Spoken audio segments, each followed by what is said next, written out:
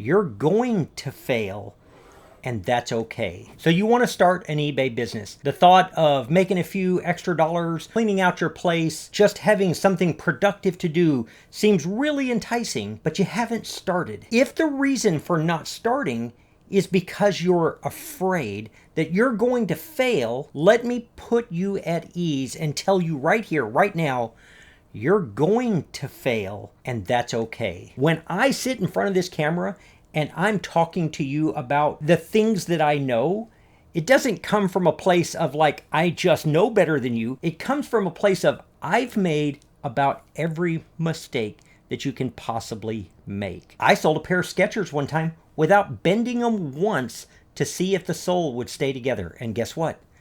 They did not. Since that time, I have never sold a pair of shoes without giving them a bend test. I want to talk to you about some of the common areas, some of the common mistakes that you're going to make, and how that is going to help you have a better business in the end. There are some common ways that new resellers fail. So let's take a look at those. First one is poor product research. One of the things that we do, and by we, I mean me, when I first started selling, I bought brands that I knew. So when Melody wanted to start selling clothes, I bought the brands that I knew. I brought home Route 66. I brought home lots and lots of Old Navy. These are the brands that I had heard of. And when you first get started, you're going to gravitate to those things that you already know. Instead of knowing how to research, you're going to bring home some things that are just not going to sell. There's a ton of supply and you're going to find it, but there's no demand. And one of the mistakes you're going to make early on is you're going to buy because the supply is high and there is no demand, and you're not going to make money on those things. Part of the way that you learn that lesson is by making that mistake. You're going to watch a video on YouTube and somebody is going to tell you which brands to watch for, but that video is 3 years old. If you got on there today and you see lots of people telling you to pick up all the Tommy Hilfiger that you can get because vintage Tommy Hilfiger is very, very hot, and it was several years ago, but today it doesn't sell nearly as well for nearly as much. And it would be an easy mistake to make by not following the current trends. Keep an eye when you're getting started for not just checking out all the videos, but use that eBay tool to follow the trends. Are the prices going up or are the prices going down? Is the sell-through rate still there for that brand and that type of item? Another mistake that is really, really easy to make when you're just getting started is making an ineffective listing. Many times, especially early on, I had incomplete or inaccurate listings out of inexperience and a lack of patience. And here's the problem with that. Your customer service is going to suffer if you have incomplete listings or inaccurate listings. And it's a really easy mistake to make because you don't want to spend too much time making a listing, but you need to spend enough time to make sure that you have everything in there that a buyer will need to know to make a good decision. One of the things that makes a listing ineffective is having either poor photos or not enough photos. And this really, truly impacts the return rate that you're going to have. You want clear pictures and you want enough pictures that they can see everything that they need to see. Aside from returns, that when you don't have enough pictures, you're going to get a lot more questions. As soon as you have to pull an item back out of stock to answer questions, any time you save by moving quickly is going to evaporate. So you need to have quality photos and enough photos to answer those questions before you get them. Another area that it's super, super easy to make mistakes in is pricing. I have made so many pricing errors. First on pricing errors is I fall in love with my own stuff. I bought it because I like it and I price it what I think it's worth. And I didn't go look and see what they're selling for and how quickly are they selling at that price. I priced it where I love it, and sometimes I just get to keep that stuff because nobody else is interested in it at the price that I've listed it at. As a beginner, it's really hard not to price things based on what you like. And it's really important to go back and check, what is it actually selling for? One of the other mistakes that you can make is that you can't believe that something would be worth as much as it is. I picked up a Daisy Kingdom little girl's dress, didn't really check the comps. I listed it too cheap and it was gone in under a minute. Turns out it wasn't worth $40 like I put, it was worth hundreds of dollars. But I didn't pay attention, I didn't look, and I didn't believe it. So one of the rookie mistakes that you're probably going to make is you're going to do like I did and price things way too high, or you're going to do like I did and you're going to price things way too low, and you're probably going to do both. And it's okay, because the fastest way to learn what something is worth is to sell it really, really cheap, or you open your storage bin where you're keeping your inventory and you've seen the same jacket sitting there for a long, long time and you know it isn't selling for what I've got it listed for. Another pricing mistake that is super easy to make is not accounting for shipping and the actual cost of shipping. I have literally had the question on YouTube before, is that eBay is still charging me even though I checked free shipping. What's going on? I have literally had that question. When you don't do these things all the time, when you don't have experience with them, shipping has got to be the most daunting thing to get right. And here's the reality of it. Because it's so complicated, between, you've got the post office, you've got UPS, you've got FedEx, and within each one of those, you've got a bunch of different options. It's easy to make a mistake, and you're probably going to make a mistake. And that's okay.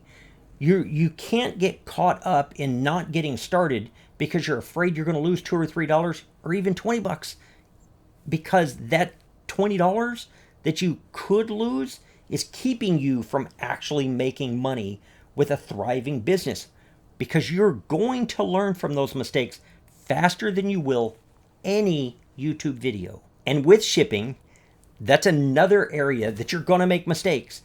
I know shipping is scary, but I also know that experienced sellers aren't afraid of it at all. So something happens with experience to take care of that issue. And what takes care of the inexperience? A lot of it is just straight up mistakes. I have made lots of mistakes. One of the easiest mistakes to make is that you're just kind of getting going. You're not really feeling like it's a business. Something sold and you'll ship it when you get around to it. And then you forget.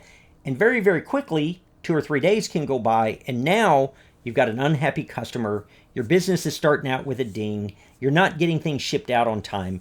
So if you choose to list something, you have to have a plan for shipping it as soon as you can when it sells. As soon as that money's available, you need to get that thing out of the door and on its way.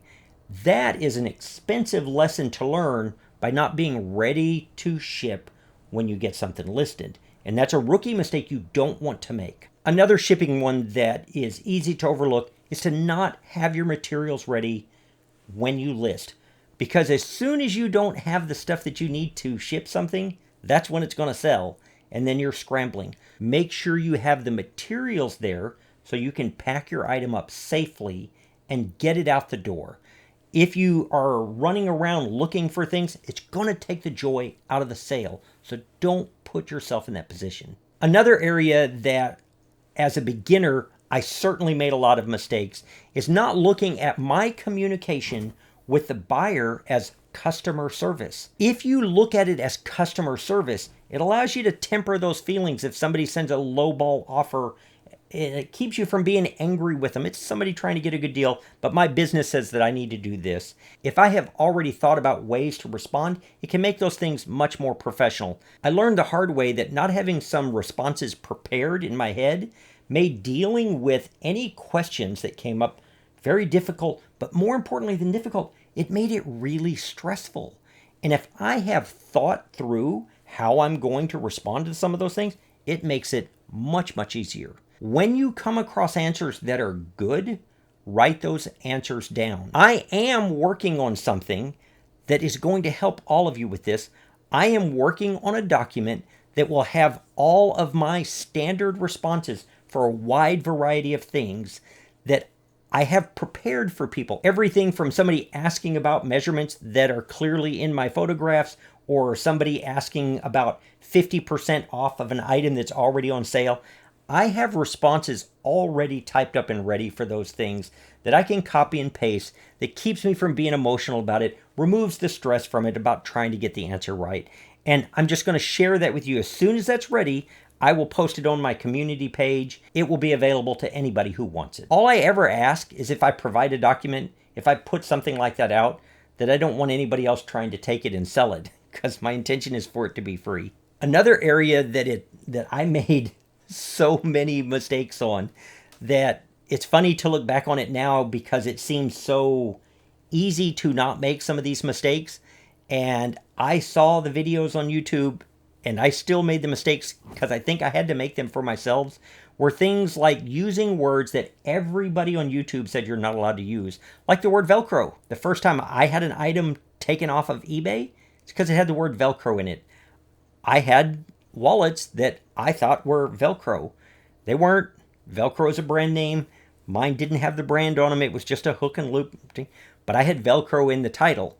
And back in the day when eBay took those things down, your listing was gone, which meant I had no idea where the item was in my inventory. All my pictures were gone because I didn't save them. And let me tell you what, you don't have to make that mistake very many times before you're just a lot better at that. I'm very careful about the language I use. I'm very careful about using brand names that I know that they're going to pull my listing if they can. So I'm really, really careful about that.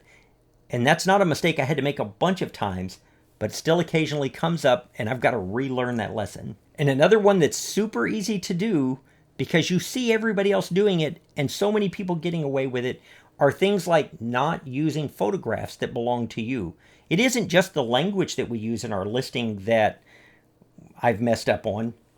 If you've used stock photos, those don't belong to you, and a company can and will often come and pull your listing, and they will file a complaint with you.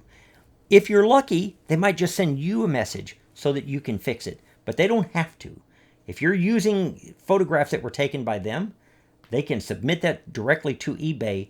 And let me tell you what, a real learning situation is when you log on to your eBay account in the morning and there's a banner at the top that your listings were removed because of a policy violation. I don't stress all day long about every single policy, but when it comes to ownership and copyright and those kind of things, I've got to play the game correctly for the eBay platform. I don't even have to agree with them. So while I don't think it's necessarily important for you to try and memorize every single policy that eBay has, you need to make sure that you're up on those ones that can impact whether or not you get to remain on the platform and whether or not your listings are remaining viable, so that you get to do this job. When we learn from our mistakes, we tend to not make those same mistakes again. Our future performance improves. The more of these things that we encounter and conquer, the stronger we're going to be moving forward. Our business gets stronger with every single mistake.